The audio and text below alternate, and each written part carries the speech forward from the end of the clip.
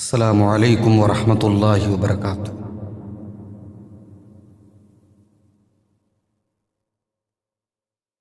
الحمد للہ نحمده ونستعینه ونستغفره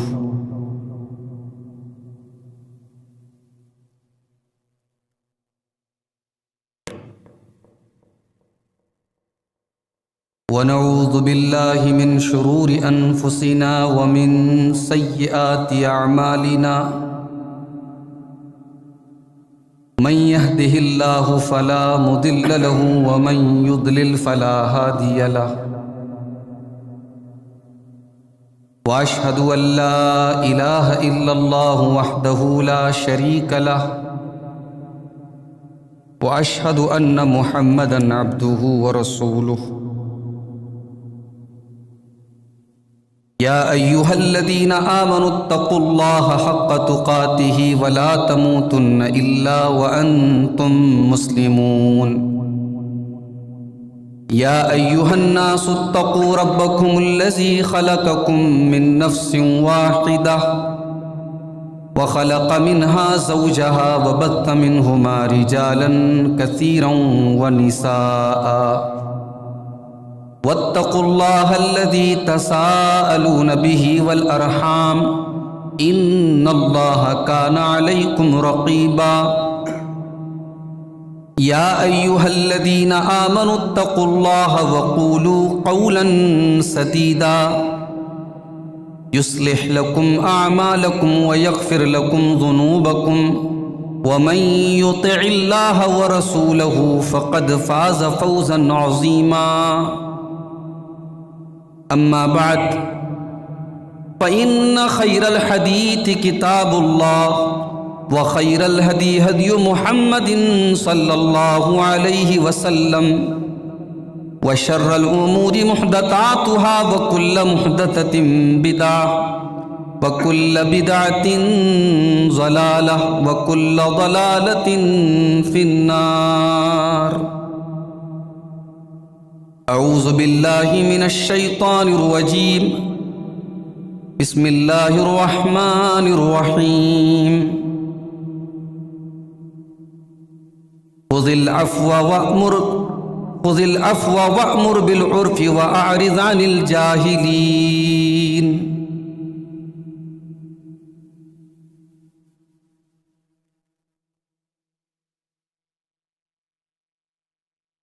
پہلے آپ اپنا دل آئینہ کیجئے، پہلے آپ اپنا دل آئینہ کیجئے، پھر کسی سے امید وفا کیجئے۔ سر بلندی کی خواہش ہے دل میں اگر، سر بلندی کی خواہش ہے دل میں اگر، سر اٹھا کر نہ اتنا چلا کیجئے، سر اٹھا کر نہ اتنا چلا کیجئے۔ مسئلے خود بخود حل ہو جائیں گے، مسئلے خود بخود حل ہو جائیں گے، اپنی اپنی حدوں میں رہا کیجئے، اپنی اپنی حدوں میں رہا کیجئے۔ اتنی سنجیدگی بھی مناسب نہیں، اتنی سنجیدگی بھی مناسب نہیں، گاہے گاہے میاں ہنس لیا کیجئے، گاہے گاہے میاں ہنس لیا کیجئے۔ پیکر مصلحت ہے ہر ایک آدمی، پیکر مصلحت ہے ہر ایک آدمی، کس سے ملیے کسے رہنما کیجئے، کس سے ملیے کسے رہنما کیجئے۔ پہلے آپ اپنا دل آئینہ کیجئے، پھر کسی سے امید وفا کیجئے۔ صدر محترم علماء کرام، محترم بزرگوں، نوجوان ساتھیوں، ماؤں اور بہنوں، پیارے بچوں، اس مسجد میں کافی عرصے کے بعد دینی پروگرام میں شرکت کے لیے آنے کا اتفاق ہو رہا ہے۔ ماشاءاللہ بڑا خوبصورت پروگرام چل رہا ہے۔ مجھ سے پہلے آپ نے جامعہ سلفیہ بنارس، جو ہمارا مادر علمی ہے، وہاں زیر تعلیم ایک ہونہار طالب علم جو وہاں عالمیت کی کلاس میں پڑھ رہے ہیں، حافظ محمد آصف حفظہ اللہ سے آپ نے بڑا بہترین خطاب سنا ذمہ داریوں کے تعلق سے۔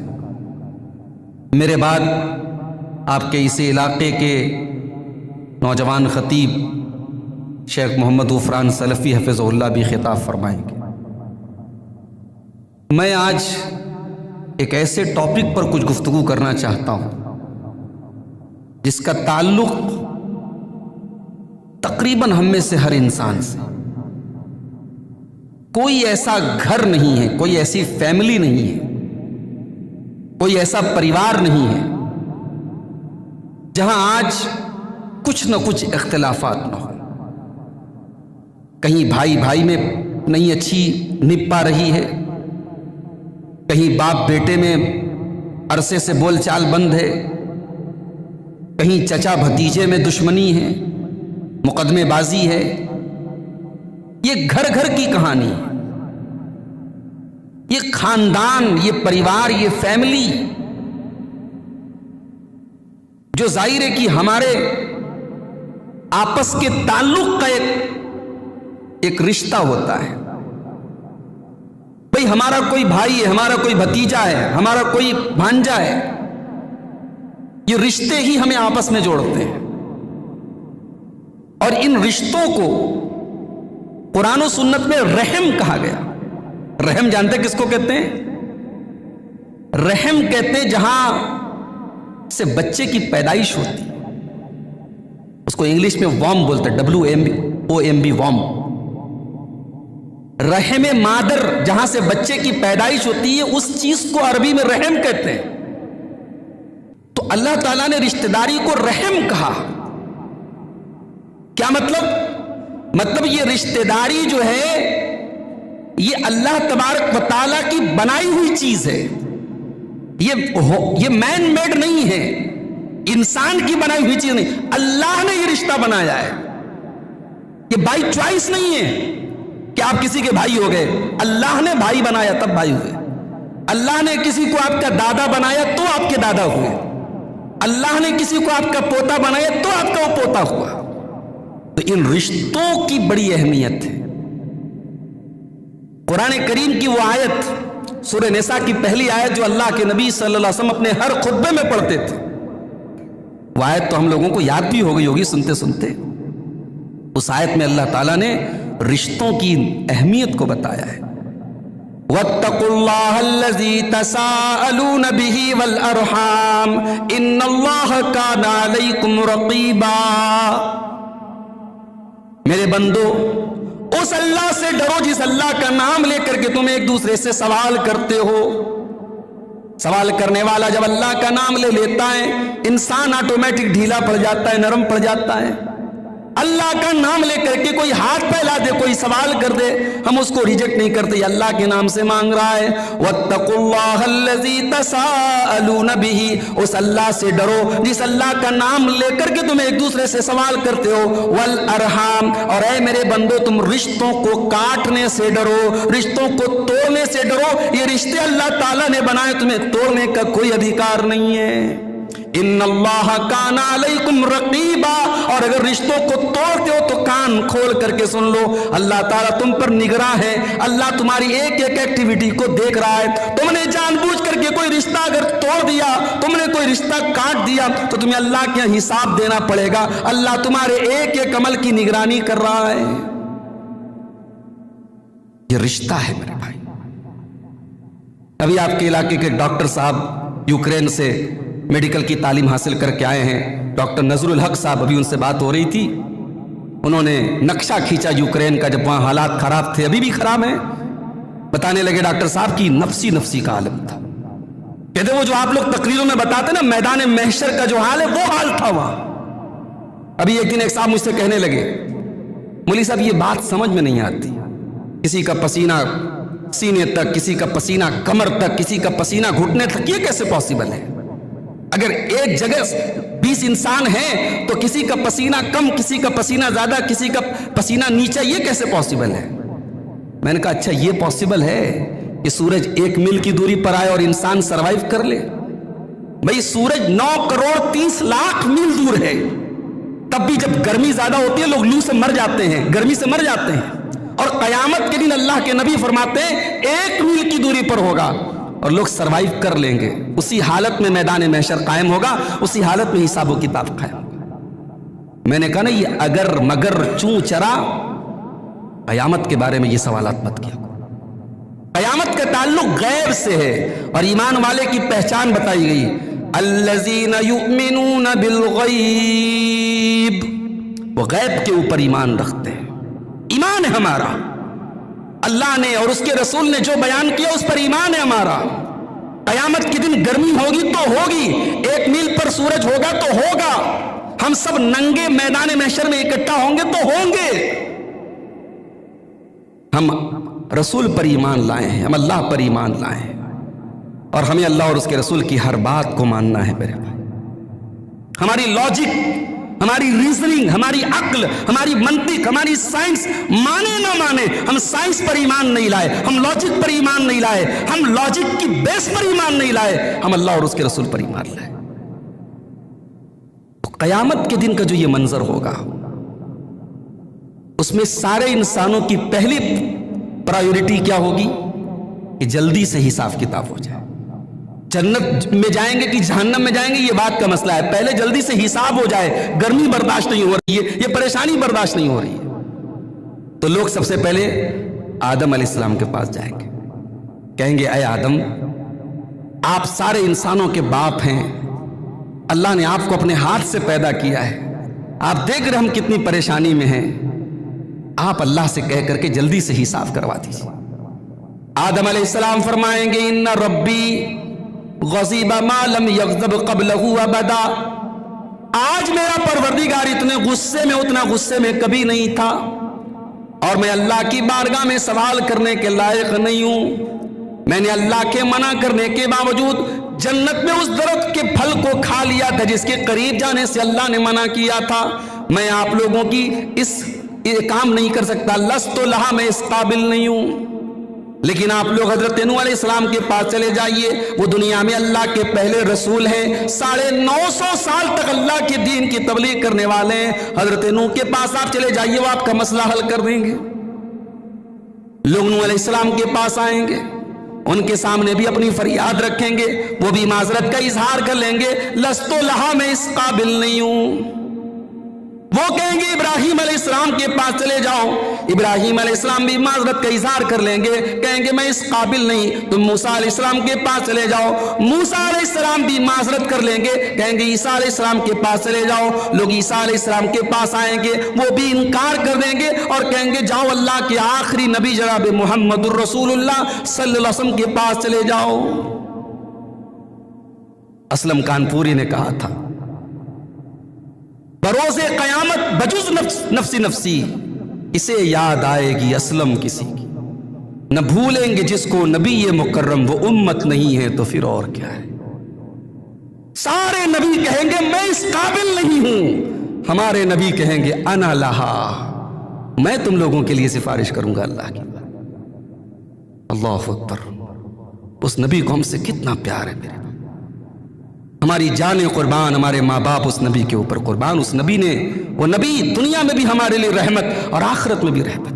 جب سارے نبی کہیں گے آج مجھے اپنی فکر ہے, مجھے اپنے دامن کی فکر ہے, اس دن بھی اس نبی کو اپنی امت کے گنہگاروں کی فکر.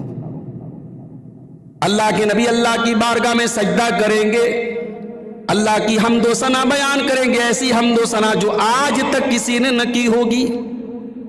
اللہ کی طرف سے آواز دی جائے گی، یا محمد ارفع راسک، اے میرے حبیب سر اٹھائیے، سل توتا مانگیے دیا جائے گا، اشفا تو شفا، آج آپ سفارش کیجئے، آج آپ کی سفارش کو قبول کیا جائے گا۔ اللہ کے نبی اس کے بعد سفارش کریں گے اور اللہ تعالیٰ حساب و کتاب لے گا۔ اب اس کے بعد صحیح مسلم کے الفاظ ہیں، وَيُوزَعُ الصِّرَاطُ، پل صراط رکھا جائے گا۔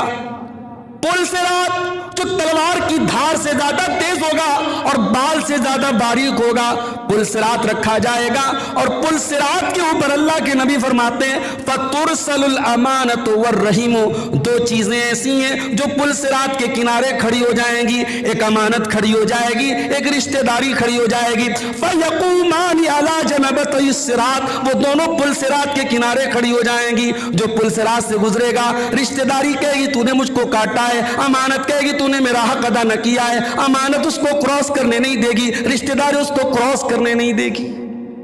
رشتہ داری کو توڑا ہے، رشتہ داری کے ساتھ اگر صحیح طریقے سے نہیں نبھایا ہے تو پل صراط نہیں پار کر پائیں گے میرے بھائی، اور پل صراط سے جو گرے گا نہیں تو ڈائریکٹ جہنم میں جائے گا۔ اتنا خطرناک معاملہ ہے رشتہ داری کا۔ اس کے بعد بھی آج عدالت میں چلے جاؤ، بنارس کی کچہری میں چلے جاؤ، آپ کو غیر مسلموں سے زیادہ کیس ملیں گے مسلمانوں کے، زمین کے، جائیداد کے، مال کے، آپس میں لڑائی کے، جھگڑے کے، سب سے زیادہ کیس ہمیں ملیں گے۔ کیوں ایسا ہو رہا ہے میرے بھائی؟ اس کا حل کیا ہے؟ یہ خاندانوں کے جھگڑے مٹیں گے کیسے؟ آج کی میری تقریر کا عنوان یہی ہے کہ خاندانی اختلافات کو، خاندانی جھگڑوں کو مٹایا کیسے جائے۔ اس میں سب سے پہلی بات آپ نوٹ کر دیجئے، یہ رشتہ داریاں ہیں تو ایک بات آپ یاد رکھیے میرے بھائی، برداشت کرنا پڑے گا آپ کو۔ اگر آپ چاہتے ہیں ایسی دنیا جہاں کسی سے آپ کا اختلاف نہ ہو، جہاں آپ کو کبھی کوئی برا بھلا نہ کہے، پہاڑوں پہ چلے جاؤ، جنگلوں میں چلے جاؤ، اس سرزمین پہ رہ کے، لوگوں کے بیچ میں رہ کے سب لوگ واہ واہ واہ واہ کریں، یہ تو پاسبل نہیں ہے میرے بھائی، یہ ممکن نہیں ہے۔ اللہ کے پیارے نبی فرماتے ہیں، صحیح مسلم کی روایت، المومن الذی یخالط الناس ویصبر علی اذاہم خیر من المومن الذی لا یخالط الناس ولا یصبر علی اذاہم۔ وہ مسلمان جو لوگوں سے گھل مل کر کے رہتا ہے اور لوگوں کی طرف سے ملنے والی تکلیفوں پر صبر کرتا ہے، وہ مسلمان اس مسلمان سے بہتر ہے جو لوگوں سے گھل مل کے نہیں رہتا ہے، جو بند کمرے میں رہتا ہے، جو لوگوں سے زیادہ تعلق نہیں رکھتا ہے۔ لوگوں سے ملو گے، جلو گے، رشتہ داری رکھو گے، تعلق رکھو گے تو تکلیف بھی ملے گی میرے بھائی، صبر کرنا پڑے گا۔ اور اگر آپ کو لگتا ہے صاحب ہم بڑے نازک ہیں، ریشم کے بنے ہوئے ہیں، سونے کے بنے ہوئے ہیں، ہم کو چوٹ نہ لگے، ہم کو کوئی برا بھلا نہ کہے، تو ذرا اس مالک کو یاد کرو، اس پروردگار کو یاد کرو، وہ کتنا صبر کرتا ہے۔ وہ تو بدلہ لے سکتا ہے، وہ تو انتقام لے سکتا ہے۔ اللہ کے نبی فرماتے ہیں، بخاری اور مسلم کی روایت ہے، لا احد اصبر علی اللہ لا اصبر احد علی اذن یسمعہ من اللہ عز وجل، کسی کی تکلیف دہ بات کو سن کر کے اگر سب سے زیادہ کوئی صبر کرتا ہے تو اللہ تبارک و تعالیٰ کرتا ہے۔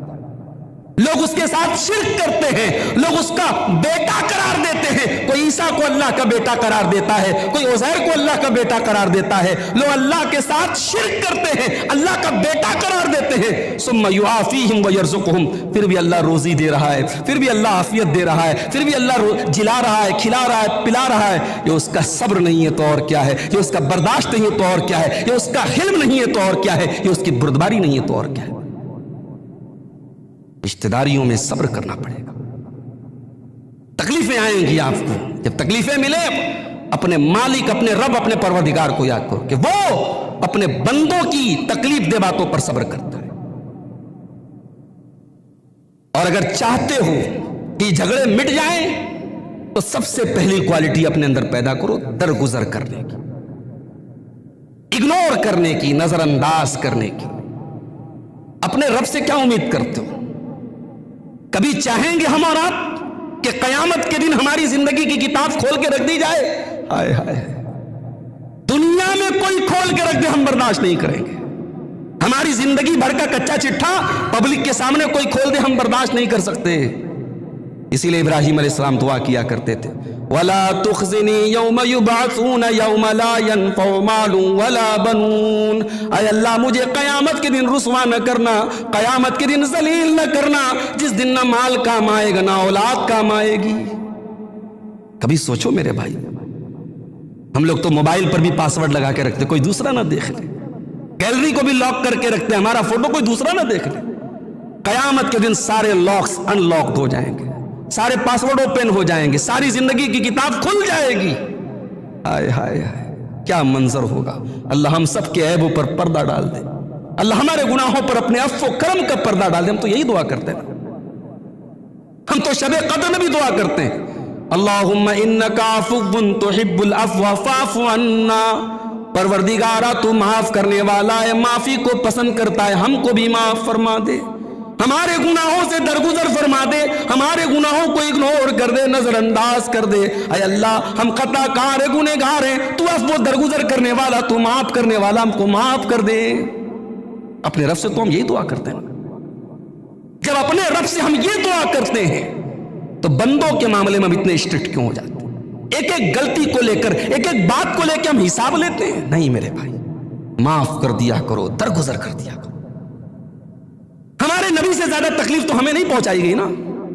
ہمارے نبی کو کیا نہیں کہا گیا میرے بھائی؟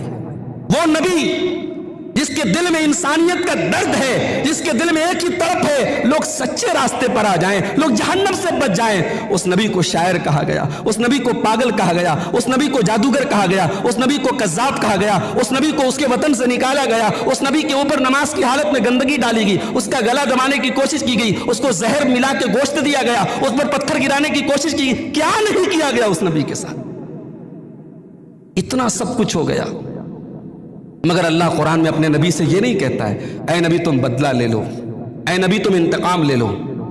جانتے ہو اللہ کیا کہتا ہے؟ اللہ کہتا ہے فَاصْفَحِ الصَّفْحَ الْجَمِيلَ. اے میرے حبیب, لوگ آپ کو تکلیفیں پہنچا رہے ہیں, لوگ آپ کو برا بلا کہہ رہے ہیں, درگزر سے کام لو, معافی سے کام لو, معاف کر دیا کرو, درگزر کر دیا کرو, اور ایسا ویسا نہ معاف کیا کرو. فَاصْفَحِ الصَّفْحَ الْجَمِيلَ, خوبصورتی کے ساتھ معاف کر دیا کرو, اچھائی کے ساتھ معاف کر دیا کرو. علامہ ابن تیمیہ لکھتے ہیں کہ دیکھو اللہ نے کہا کہ خوبصورتی کے ساتھ معاف کر دیا, اور جہاں صبر کی بات آئی اللہ نے کہا فَاصْبِرْ صَبْرًا جَمِيلًا, ایسا صبر کرو جو صبر جمیل ہو. جمیل مطلب خوبصورت. اللہ کہہ رہا ہے ایسا صبر کرو جو خوبصورت صبر ہو, اور ایسا معاف کرو جو خوبصورت معافی ہو. کیا مطلب کہ خوبصورت معافی کیسی ہوتی ہے اور خوبصورت صبر کیسا ہوتا ہے؟ علامہ ابن تیمیہ اللہ رحمت نازل فرمائے کیا نقطے کی بات بیان کرتے ہیں. کہتے دیکھو خوبصورت صبر وہ ہوتا ہے جس میں کوئی شکوہ نہ ہو. ایک ہوتا ہے آپ نے صبر کر لیا, شکوہ بھی ہے. صبر کر لیا, بیمار ہیں صبر کر رہے ہیں, مگر شکوہ بھی کر رہے ہیں اللہ مجھے کو بیمار کرنا تھا. صبر ایسا ہو جس میں شکوہ نہ ہو, ایسا صبر خوبصورت صبر ہے. اور کسی کو معاف کرو تو ایسا معاف کرو کہ کوئی پھر حساب مت لو, کوئی عتاب مت کرو, کوئی ناراضگی ظاہر مت کرو. معاف کر دیا تو معاف کر دیا. ایک ہوتا ہے معاف تو کر دیا, معاف کرنے کے پہلے 4 بات سنا دیا, تو نے میرے ساتھ ایسا کیا ویسا کیا, یہ ہے وہ ہے, ایسا ہے ویسا ہے, اس کے بعد معاف کر دیا. اللہ نے کہا نہیں, فَاصْفَحِ الصَّفْحَ الْجَمِيلَ, معاف بھی کرو تو ایسا معاف کرو کہ بس معاف کر دیا. یوسف علیہ السلام کو دیکھو, کون بھائی کسی بھائی کے ساتھ ایسا کرے گا؟ اپنے چھوٹے بھائی, اپنے معصوم بھائی, اپنے خوبصورت بھائی کو لے جا کے کنویں میں ڈال دیا. 10 بھائیوں نے مل کے کنویں میں ڈال دیا. جب یوسف کو اللہ تعالیٰ نے اس کنویں سے نکالا. اچھا میں کبھی کبھی حضرت یوسف کے واقعے پر غور کرتا ہوں تو بڑا بھئی قرآن, اللہ نے قرآن میں اس واقعے کو احسن القصص کہا ہے, سب سے بہترین واقعہ. اتنی عبرت ہے اس واقعے میں, اگر صرف سورہ یوسف کے اوپر تقریر کی جائے تو کئی گھنٹے تقریر ہو سکتی ہے, جمعہ کے کئی خطبے ہو سکتے ہیں. صرف حضرت یوسف کے واقعے کو اگر بیان کیا جائے اور ایک پوائنٹ کو بیان کیا جائے. کبھی آپ غور کرو, یوسف علیہ السلام سے اگر ان کے بھائی حسد نہ کرتے اور ان کو لے جا کے کنویں میں نہ ڈالتے تو کیا یوسف علیہ السلام اس مقام تک پہنچتے جس مقام پر اللہ نے انہیں پہنچایا؟ اس کا مطلب یہ ہوا کہ اس مقام تک پہنچنے کے لیے یوسف کا کنویں میں جانا ضروری تھا. ہم اور آپ ہوتے اور ہم کنویں میں چلے جاتے تو ہمیں لگتا کتنی بڑی مصیبت آ گئی. مگر سونا بھی تبھی نکھر کر کے سامنے آتا ہے جب سونے کو آگ میں تپایا جاتا ہے, جب آزمائشوں کی بھٹی میں تپایا جاتا ہے, تب وہ سونا جو ہے پیور اور شدھ بنتا ہے. میرے بھائیوں, ہمارے اوپر آنے والی آزمائشیں اور تکلیفیں کبھی کبھی ہمارے اونچے مقام دینے کے لیے اور ہمیں دنیا میں ترقی دینے کے لیے ہوتی ہے, اور ہم اسے غلط سمجھتے ہیں. ہمارے بارے میں ہمارا رب کیا فیصلہ کرتا ہے یہ ہمارے رب کو زیادہ اچھی طریقے سے معلوم ہے. حضرت یوسف علیہ السلام کو اللہ نے اس مقام تک پہنچایا, بھائیوں نے کنویں میں ڈالا, اور آج وہ دن ہے. حضرت یوسف علیہ السلام مصر کے بادشاہ کے لیول پر ہیں, بادشاہ کی گدی پر بیٹھے ہیں, اور آ کر کے ان کے بھائی کہتے ہیں اے بادشاہ سلامت, اے عزیز مصر, ہم بڑے غریب ہیں اور بڑے پریشانی کے شکار ہیں, تصدق علینا, ہم کو آپ اناج دیجئے اور ہم پر خیرات کیجئے. ان اللہ یجزی المتصدقین, اللہ صدقہ خیرات کرنے والوں کو بڑا اچھا بدلہ دیتا ہے. آج وہی بھائی ان کے سامنے آ کر کے خیرات مانگ رہے ہیں. یوسف کا دل بھر آیا, یوسف کے دل کو چوٹ پہنچی, میرے بھائی آج میرے آگے خیرات مانگ رہے ہیں. انہوں نے کہا کیا آپ لوگوں کو یاد ہے آپ لوگوں نے یوسف کے ساتھ کیا کیا تھا, اس کے بھائی کے ساتھ کیا کیا تھا؟ بھائیوں نے غور کیا, دیکھا کہ یہ تو ہمارا بھائی یوسف لگ رہا ہے. کہا کہ کیا آپ یوسف ہیں؟ کہا کہ ہاں میں یوسف ہوں, اور یہ میرا بھائی بنیامین ہے, اور اللہ نے ہم پر احسان کیا اور آج اللہ نے ہم کو اس مقام تک پہنچا دیا. اتنا کہنے کے بعد حضرت یوسف نے اپنے بھائیوں کو کچھ برا بھلا نہیں کہا, کوئی سرزنش نہیں کی, کوئی عتاب نہیں کیا, کوئی پچھلا قصہ کہانی لے کر کے نہیں بیٹھ گئے, بلکہ ایک جملے میں فرمایا لا تثریب علیکم اليوم یغفر اللہ لکم وہو ارحم الراحمین. کہا کہ جاؤ میرے بھائی, آج یوسف تم سے کوئی بدلہ نہیں لے گا, جاؤ میں نے تم سب کو معاف کر دیا, اللہ تم کو معاف کرے. پچھلی کسی بات کا ذکر نہیں کیا. ہمارے یہاں تو معافی تلافی بھی ہوتی ہے تو پیاز کے چھلکے کی طرح پچھلی تمام باتیں کھولی جاتی ہیں. نہیں میرے بھائی, معاف کرو تو خوبصورتی کے ساتھ معاف کرو, جیسے یوسف نے معاف کیا, جیسے ہمارے نبی نے معاف کیا فتح مکہ کے موقع پر. اللہ معاف کرنے والوں کو پسند کرتا ہے. حضرت عائشہ سے کسی نے پوچھا کہ اماں عائشہ اللہ کے نبی کا اخلاق کیسا تھا؟ کہا کہ لم یکن فاحشا, اللہ کے نبی صلی اللہ علیہ وسلم فحش زبان استعمال نہیں کرتے تھے, کبھی گالی یا گندی زبان استعمال نہیں کرتے, ولا متفحشا, اور گالی کے جواب میں بھی گالی نہیں دیتے تھے, ولا سخابا فی الاسواق, اور بازاروں میں چلا چلا کے بات نہیں کرتے تھے, ولا یجزی بالسیئۃ السیئۃ, اور برائی کا بدلہ برائی سے نہیں دیتے, ولکن یعفو ویصفح, بلکہ معاف کر دیتے تھے, درگزر کر دیتے. ہمارے نبی درگزر کر دیتے تھے. بھائی ہماری کیا اوقات ہے, ہماری کیا حیثیت ہے؟ رشتوں کو بچانا ہے, خاندان کو جھگڑوں سے بچانا ہے, خاندان کے جھگڑے ختم کرنا ہے, معاف کر دینے کو عادت بنا لو. حضرت عمر کا نام سنا ہے, کتنے جلالی صحابی تھے. حضرت عمر کے بارے میں کبھی کبھی ایسا لگتا ہے کہ ان کا ہاتھ ہمیشہ تلوار کے دستے پہ رہتا تھا. اکثر حدیثوں میں ہم پڑھتے نا, کسی کا معاملہ آتا تھا حضرت عمر کہتے تھے اے اللہ کے رسول اجازت دیجئے گردن مار دو. ان کی تلوار ہمیشہ کسی نہ کسی کی گردن ناپنے کے لیے تیار رہتی تھی. حضرت عمر بیٹھے ہوئے, ایک دیہاتی آدمی آتا ہے, کہتا ہے یبن الخطاب, اے خطاب کے بیٹے, واللہ لا تأتینا بالجزل ولا تحکم فینا بالعدل. کہا اے خطاب کے بیٹے, تو ہمیں کچھ دیتا بھی نہیں اور ہمارے ساتھ انصاف بھی نہیں کرتا, ہمارے ساتھ ناانصافی کرتا ہے اور ہمیں کچھ دیتا بھی نہیں.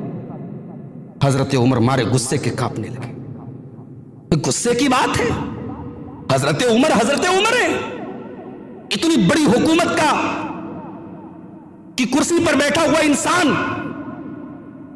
22 لاکھ اسکوائر میل کے ایریا پر حکومت کرنے والا انسان, اور پھٹے پرانے کپڑے پہننے والے حضرت عمر, ان سے کوئی کہہ رہا ہے کہ آپ انصاف نہیں کرتے, آپ ہمیں دیتے نہیں کچھ.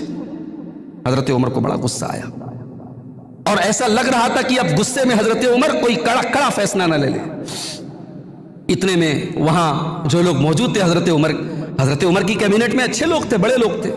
ایک آدمی نے کھڑے ہو کے کہا کہ اے امیر المومنین, اللہ قرآن میں کہتا ہے خذ العفو وأمر بالعرف وأعرض عن الجاہلین,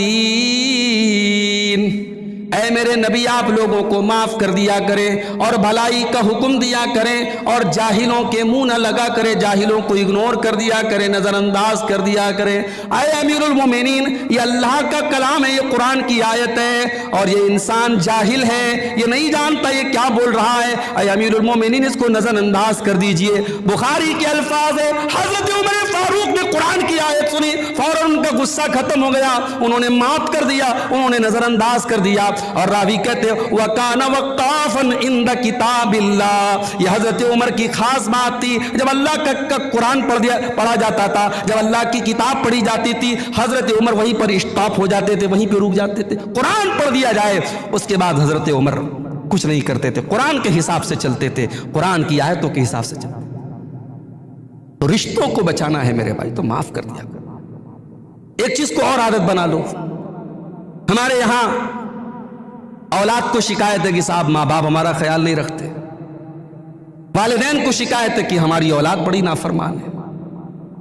شریعت نے کیا مزاج بنایا؟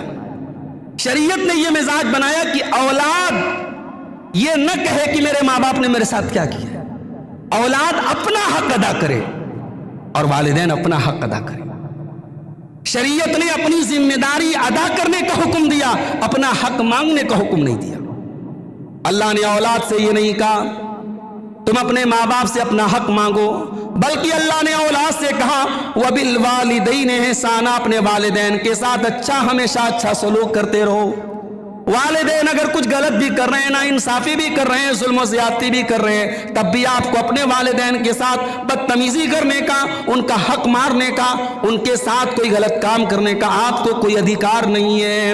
اور اگر اولاد نافرمان ہو جائے، اولاد نالائق ہو جائے، والدین کو کوئی ادھیکار نہیں کہ اپنی اولاد کو اس کے حق سے محروم کر۔ ہمارے یہاں جو ایک رواج ہے نا، اولاد کو آگ کر دینے کا رواج، جس کو بنارسی زبان میں کہتے ہیں لا دعویٰ کر دینا، عدالت میں چلتا ہے۔ باپ بیٹے میں ٹھنا ٹھنی ہو گئی، باپ بیٹے میں جھگڑا ہو گیا، اب باپ جا کر کے عدالت میں ایک پیپر تیار کرواتا ہے، میری جائیداد میں میرے بیٹے کا کوئی حق نہیں۔ ظلم ہے یہ، اللہ کا حساب دینا پڑے گا آپ کو اگر آپ نے اپنی اولاد کو آگ کیا ہے اپنی جائیداد سے، آپ کو کوئی ادھیکار نہیں۔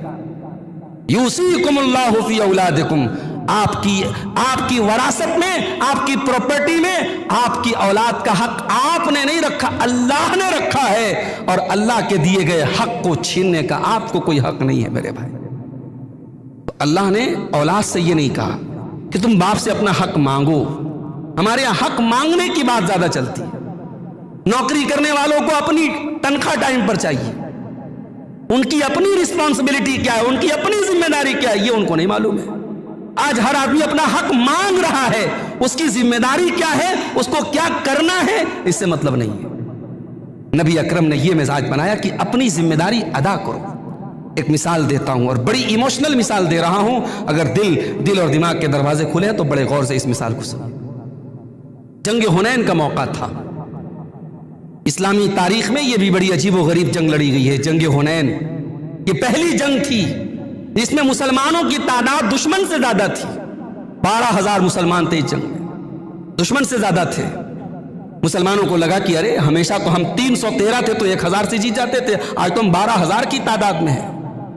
مسلمانوں کے اندر تھوڑا سا تکبر پیدا ہو گیا، تھوڑا سا گھمنڈ پیدا ہو گیا۔ یہ قرآن کے الفاظ ہیں، میرا جملہ نہیں، یہ قرآن کا جملہ ہے۔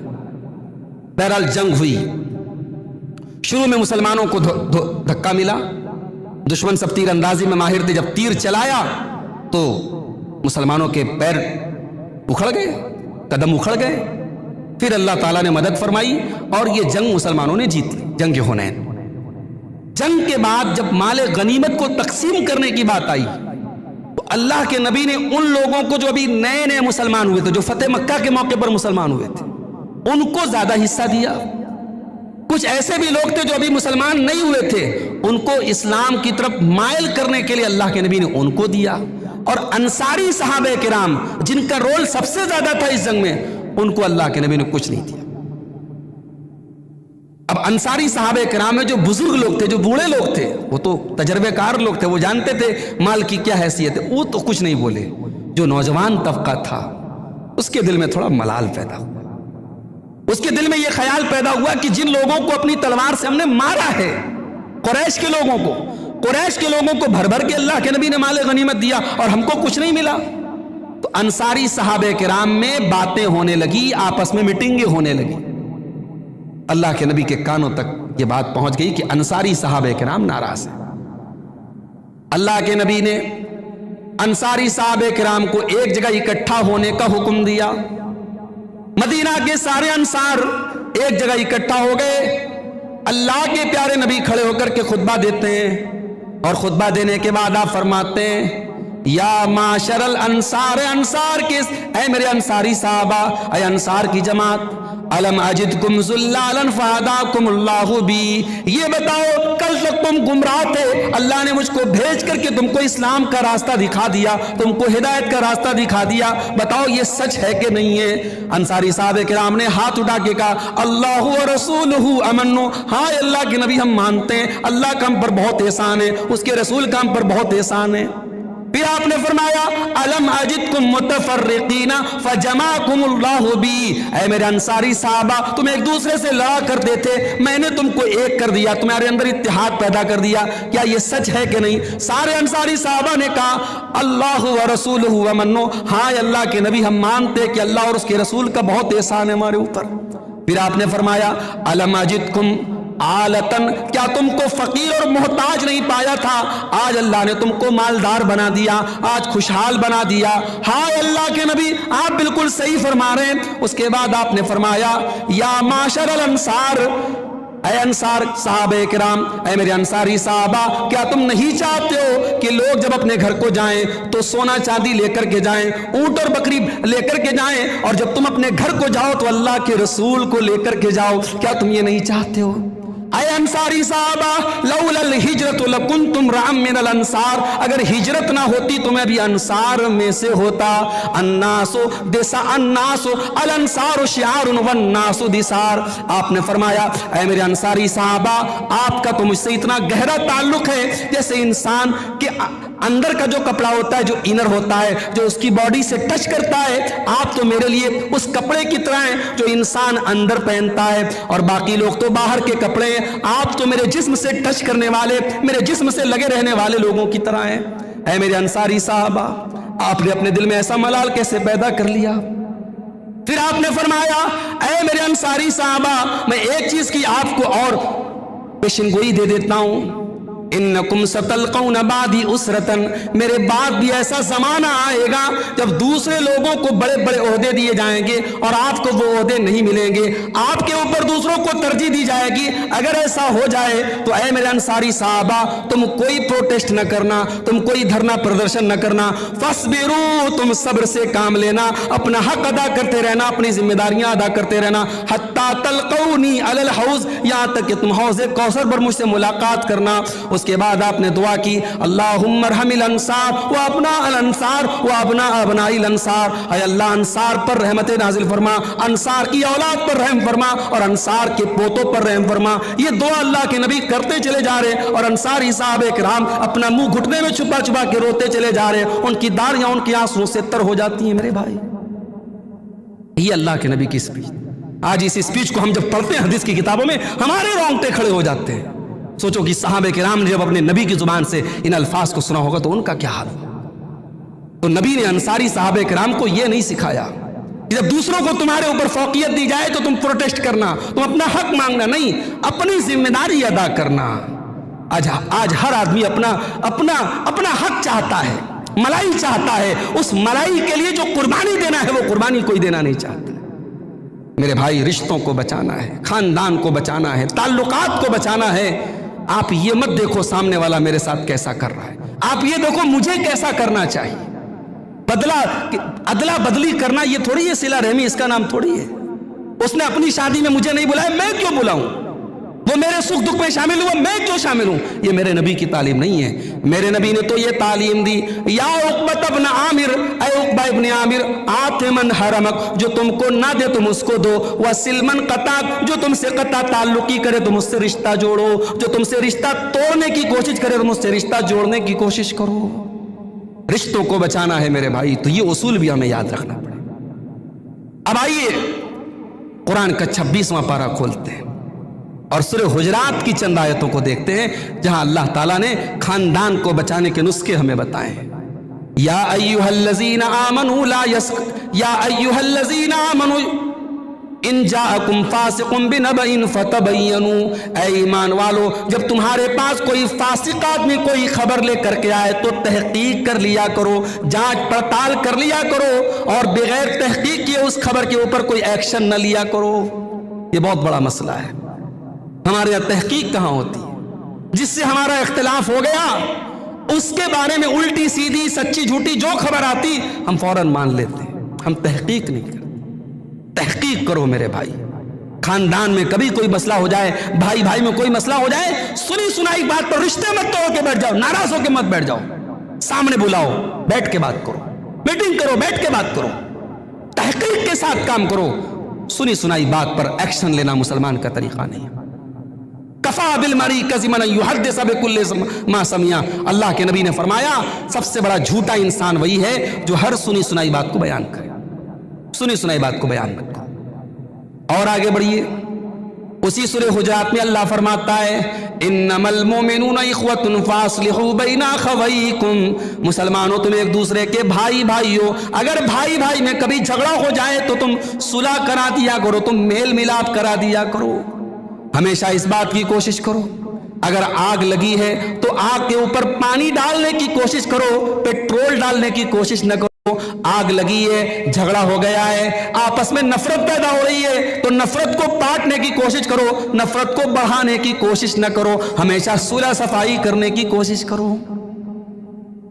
اللہ کے نبی فرماتے ہیں، ابو داؤد کی صحیح روایت ہے، اے میرے صحابہ کیا میں تم کو وہ عمل نہ بتا دوں جو نماز سے افضل ہے، جو روزہ سے افضل ہے، جو صدقہ خیرات سے افضل ہے؟ صحابہ نے کہا اللہ کے نبی ضرور بتا دیجئے. آپ نے فرمایا اصلاح ذات البین، آپس میں صلح کرا دینا، آپس میں لوگوں کو ملا دینا. وفساد ذات البین ہی الحالقہ، اور آپس میں فساد پھیلانا اور آپس میں پھوٹ ڈال دینا اور آپس میں جھگڑا پیدا کر دینا یہ نیکیوں کو برباد کر دینے والی چیز ہے، یہ نمازوں کو برباد کر دینے والی چیز ہے. ابھی میں گھوسیا سے آ رہا ہوں، ایک صاحب سے بات ہو رہی تھی، کہنے لگے مولانا میرا بھائی 5 ٹائم کا نمازی، ایک وقت کی نماز قضا نہیں ہوتی، مگر اپنے ہی سگے بھائی کے خلاف ہر قسم کا ظلم کرنے کے لیے تیار ہے. یہ آج سماج کی ایک کڑوی حقیقت ہے میرے بھائی.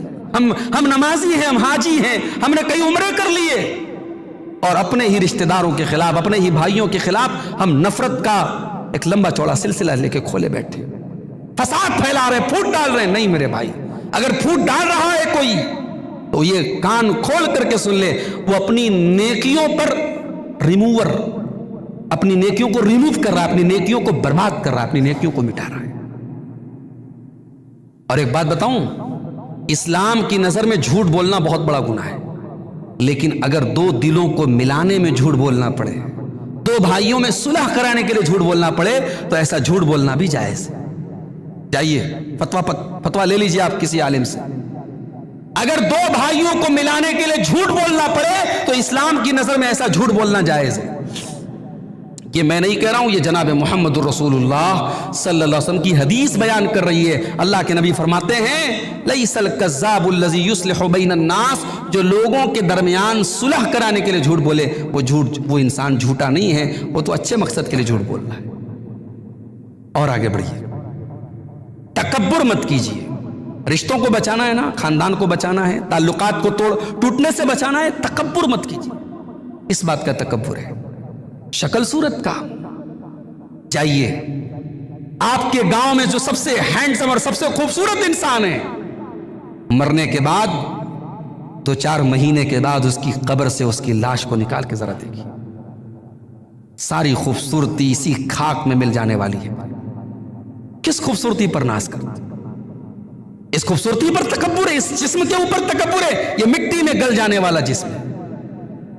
اگر تکبر دولت پر ہے، جس دن سانسوں کی ڈور تھمے گی، جس دن دل کی دھڑکن رکے گی، ساری دولت دوسروں کی ہو جائے گی، ساری پراپرٹی دوسروں کی ہو جائے گی. نہ تکبر دولت پر ہو، نہ تکبر اسٹیٹس پر ہو، نہ تکبر خوبصورتی پر ہو. ان اللہ لا ينظر الى صورکم واجسامکم، اللہ تعالیٰ تمہاری شکل و صورت کو نہیں دیکھتا ہے اور اللہ تعالیٰ تمہارے جسم کو نہیں دیکھتا ہے، وَلَٰكِن يَنظُرُ إِلَىٰ قُلُوبِكُمْ وَأَعْمَالِكُمْ، اللہ تعالیٰ تو تمہارے دلوں کو دیکھتا ہے، تمہارے عمل کو دیکھتا ہے۔ تکبر مت کرو میرے بھائی، انسان کو تکبر زیب نہیں دیتا ہے۔ اِنَّكَ لَن تَخْرِقَ الْأَرْضَ وَلَن تَبْلُغَ الْجِبَالَ طُولًا، اے انسان تو کس بات پہ تکبر کرتا ہے، کس بات پہ تو اکڑتا ہے؟ نہ تو زمین کو پھاڑ سکتا ہے، نہ تو پہاڑ کی بلندیوں پر چڑھ سکتا ہے، تو کس بات پہ تکبر کرتا ہے؟ تکبر مت کرو، غرور مت کرو، تکبر کرنے والوں کا انجام ہمیشہ برا ہوا ہے۔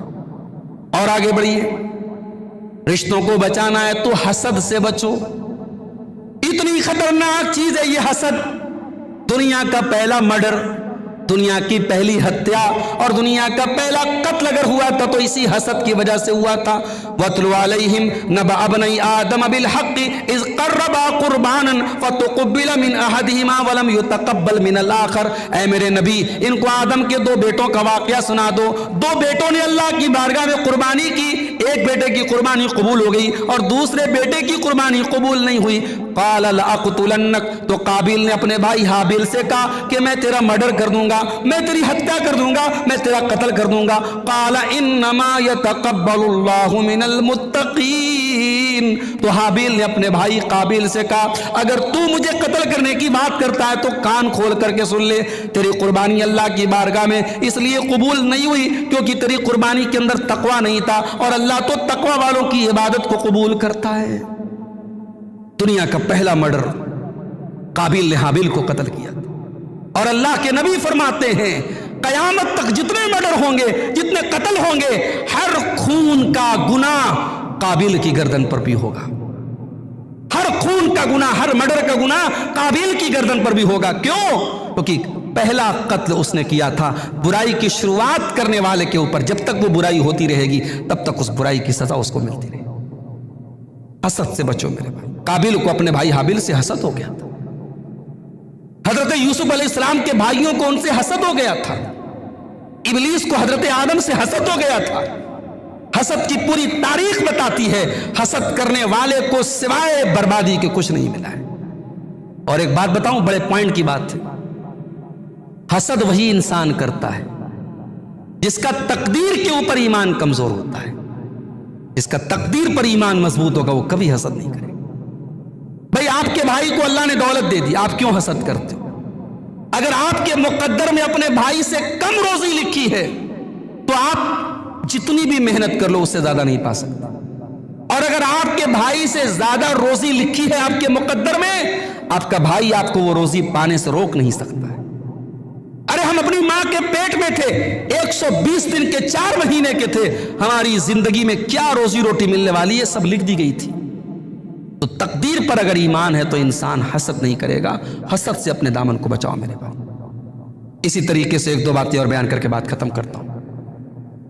ہمارے آپسی خاندان کے رشتے اس لیے بھی برباد ہو رہے ہیں کیونکہ ہمارے یہاں بدگمانی بہت تیز ہوتی ہے۔ بدگمانی، برا گمان کرنا، اندازہ لگانا۔ یا ایھا الذین آمنوا اجتنبوا کثیرا من الظن ان بعض الظن اثم ولا تجسسوا، اے ایمان والو بہت زیادہ گمان نہ کیا کرو، بعض گمان انسان کو گناہ تک لے کے چلے جاتے ہیں۔ ولا تجسسوا، اور ایک دوسرے کی جاسوسی نہ کیا کرو۔ مسجد میں آپ بیٹھے ہوئے ہیں تو 4 لوگ کونے بیٹھ کے خسر پسر کر رہے ہیں، نہیں جائز ہے، غلط ہے یہ۔ ہاں اگر کہیں کنارے بیٹھ کے میٹنگ کر رہے ہیں تو 3 چیزوں کے لیے میٹنگ کر سکتے ہیں۔ لا خیر فی کثیر من نجواہم الا من امر بصدقۃ او معروف او اصلاح بین الناس۔ اللہ قرآن میں فرماتا ہے لوگ آپس میں خسر پھسر کرتے ہیں، چپکے چپکے باتیں کرتے ہیں، 3 چیزوں کی باتیں لوگ کر سکتے ہیں، باقی سب بکواس ہے۔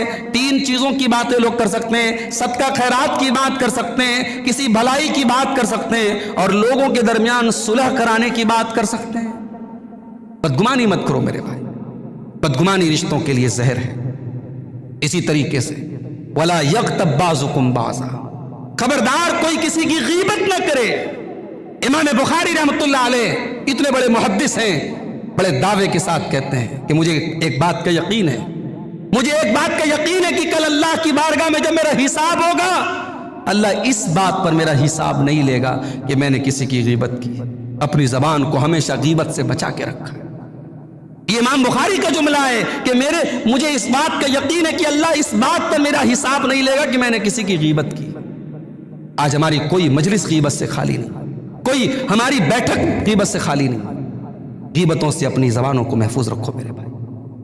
اور اسی طریقے سے اگر خاندان کو اور تعلقات کو ٹوٹنے سے بچانا ہے میرے بھائی، پہل کرو۔ اگر بگاڑ ہو گیا ہے، نفرت ہو گئی ہے، آگے بڑھ کر کے پہل کرو۔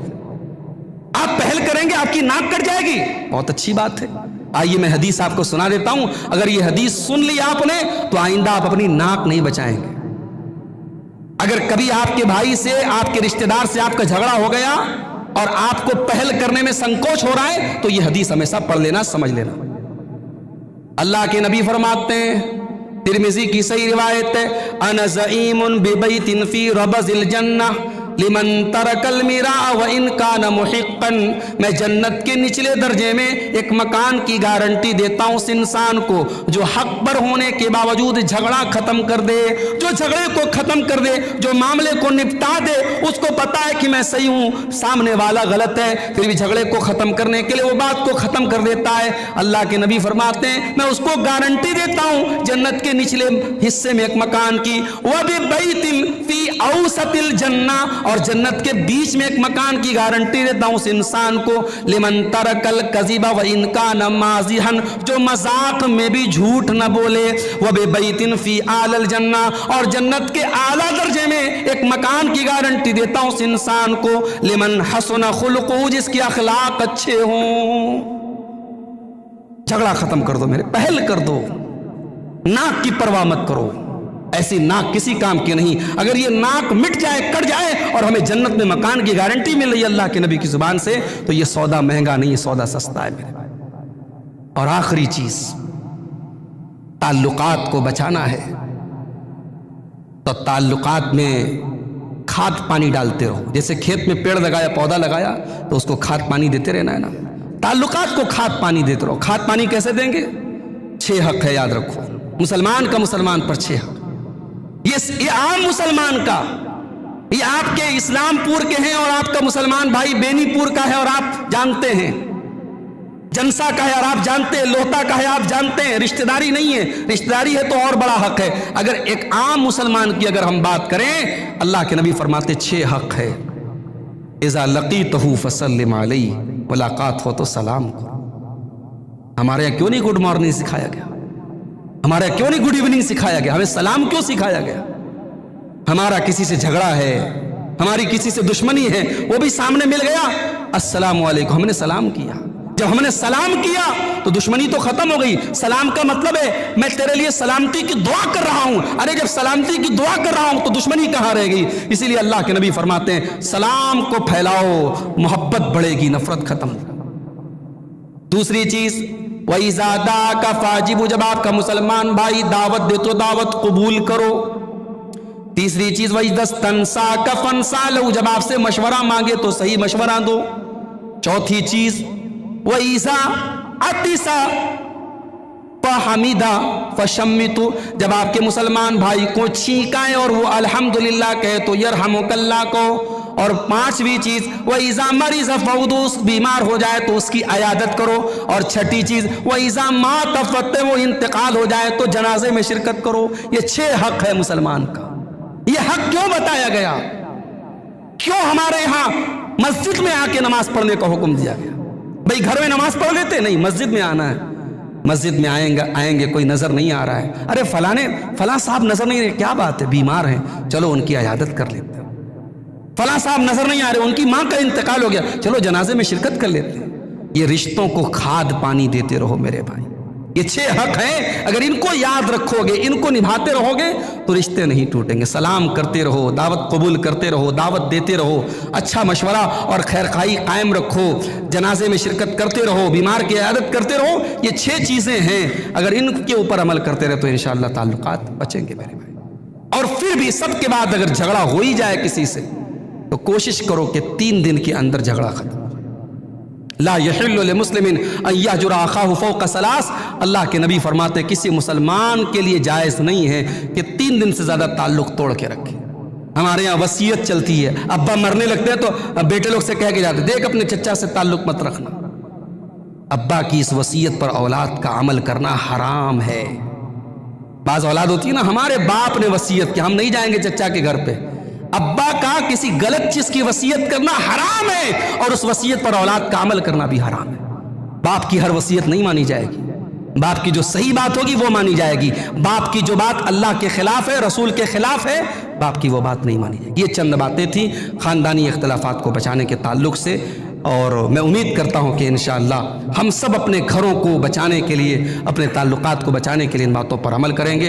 اللہ سے دعا ہے رب العالمین ہم سب کو ان چیزوں پر عمل کرنے کی توفیق عطا فرمائے۔ اللہ ہمارے دلوں میں ایک دوسرے کی الفت اور محبت قائم رکھے۔ اللہ تعالیٰ اگر ہمارے دلوں میں کوئی قسم کی دشمنیاں ہیں، عداوتیں ہیں، کینہ ہے، کپٹ ہے، اللہ اپنے فضل و کرم سے اس کو دور فرما دے۔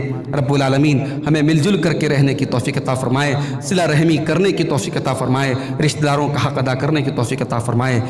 آمین۔ وآخر دعوانا الحمدللہ رب العالمین، والسلام علیکم ورحمۃ اللہ۔